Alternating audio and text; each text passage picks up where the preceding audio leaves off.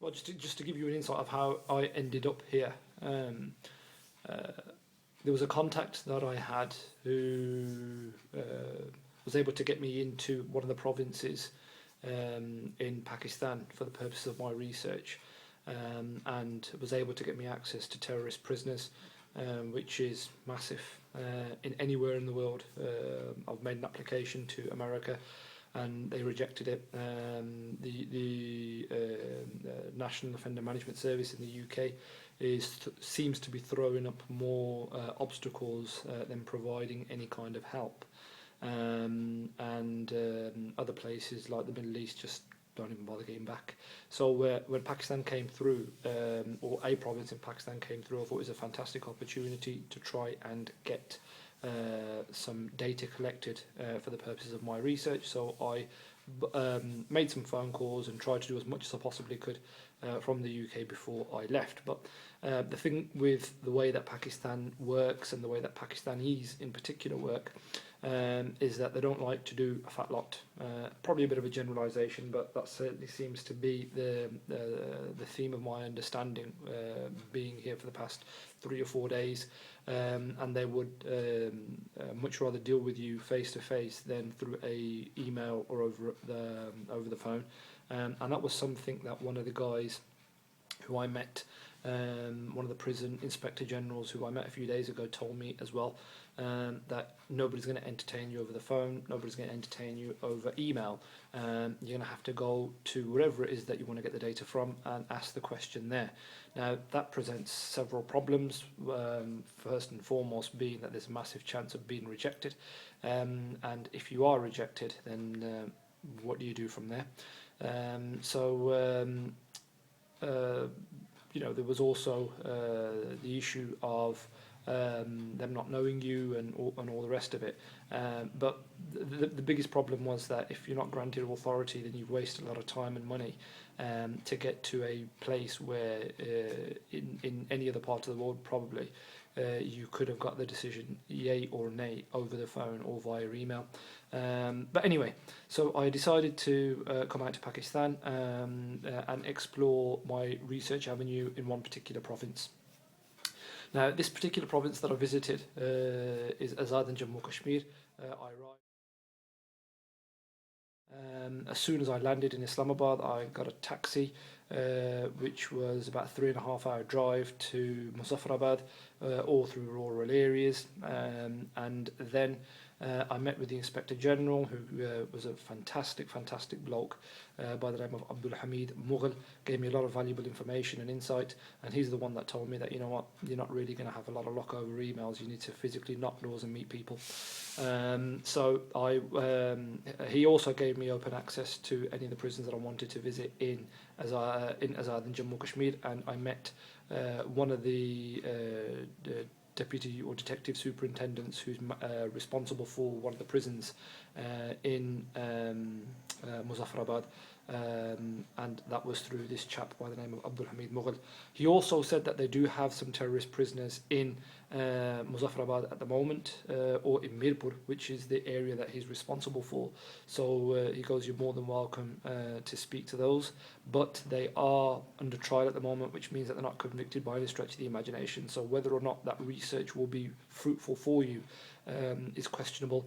He suggested that I go to Khyber Pakhtun Kwa, because they are a lot more receptive, they're a lot more welcoming, and there was also a possibility of exploring a research avenue in Sindh. Now, he knows the chap in Sindh, and his name the guy that he knows in Sindh, his name is Ashfaq Qarwar.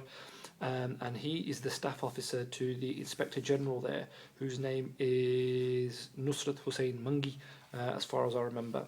And Abdul Hamid, who's the Inspector General for Azad and Jammu Kashmir, made the phone call to Ashfaq Qarwar, the staff officer in Sindh, whilst I was present, and he asked the prison service in Sindh to facilitate my research requests, and they said that they would try and do the best that they could. But the problem with those kind of promises is that they're empty promises until the material substance is delivered. It's very much worthless. They say one thing and then they'll do another. So, armed with that knowledge and considering where Azad and Jammu Kashmir was from Sindh, which is a massive journey, I decided to go to Khyber Pakhtun Kwa, which is where I am now.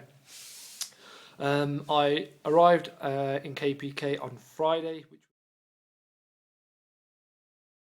um, literally threw my stuff into the hotel and then went straight to the Inspector General's office, which is not too far from here, in a place called Kacheri, and it's the consular section of the area. The Inspector General's name here is Abdul Hamid, not Abdul Hamid, his name is Kifayatullah Khan. A very, very nice guy, and very, as everybody is when they meet you and they find out that you're from overseas and you speak English. Very, very receptive, very warm. I also met his deputy director, whose name was Zafar Khan, equally as nice, if not nicer. Couldn't do enough for me, and he actually called me sir, which made me feel quite important. But I met Zafar first, Zafar Khan, on Friday. Kifayatullah was present but not available, so I had to wait Saturday and Sunday, and then into Monday before I had the opportunity to meet him.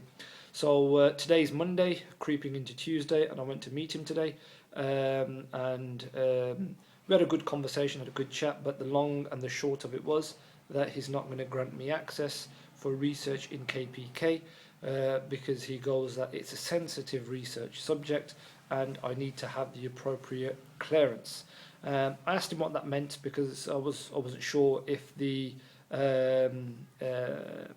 buck stopped at him, so to speak. So if he can't grant the clearance, it means that he's either unable to or is unwilling to, and I wasn't sure which one it was.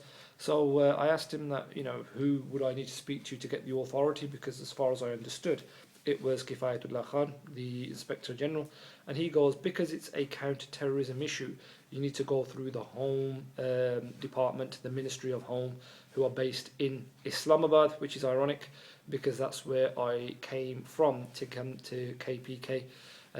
So the meeting was good because we had a good exchange, and I listened to what he had to say, and he, I think, understood what it was that I was trying to do as part of my research.